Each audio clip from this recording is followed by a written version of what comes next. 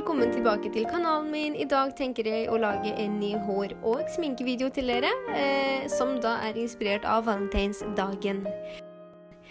Som dere ser her, så starter jeg med hudsminke. Jeg har glemt å filme hvor jeg tar på meg face primer. Den primeren jeg har brukt i denne videoen her fra Glow Minerals.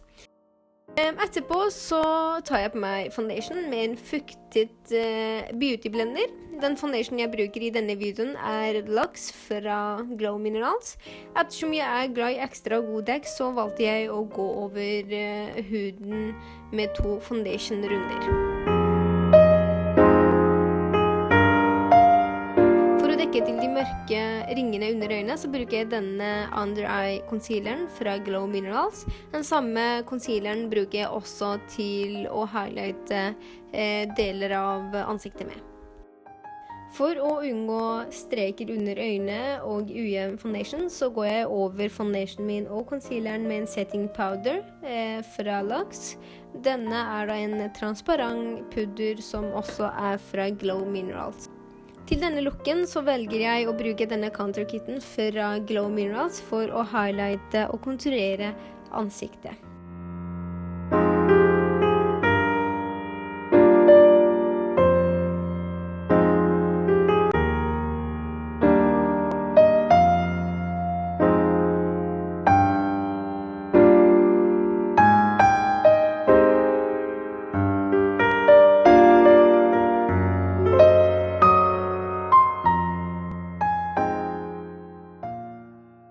Til øyenbryn så bruker jeg denne Brown Brow Collection Kittet fra Glow Minerals sammen med en eyeliner brow brush som også kan brukes som børste til bryn.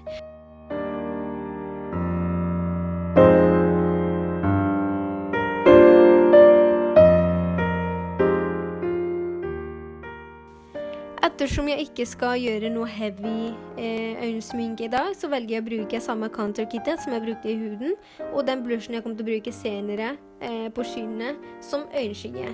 Så jeg starter først med å markere global med en stor blendingkost, og så bruker jeg papaya blushen på øyelokket.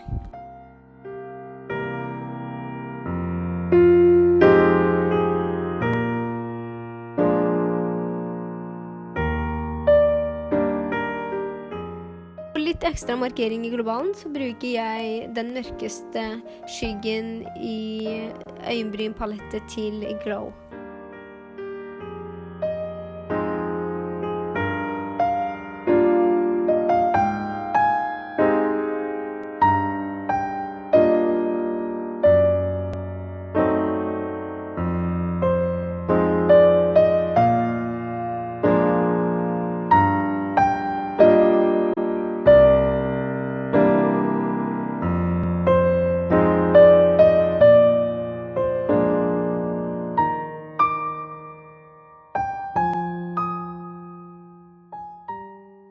For å få ekstra romantisk look, så bruker jeg disse 102 Demi-vippene fra Ardell.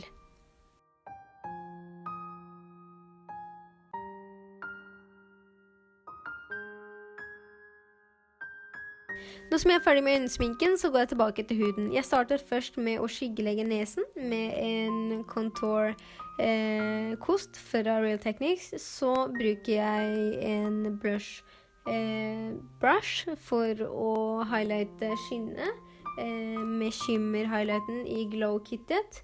For å få ekstra glød så bruker jeg også den highlighten i brow kittet til Glow Minerals. Og så avslutter jeg hudsminken med denne papaya blushen fra Glow Minerals.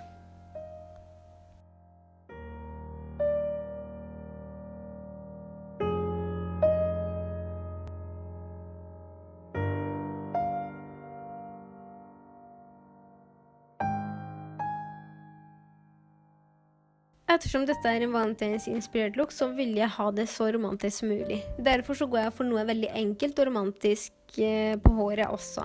Så det første jeg gjør da, å starte med å børste godt gjennom håret med Richie Grande naturbørsten min fra Mast. Og så føner jeg lett over hele håret med Babyliss fønebørsten.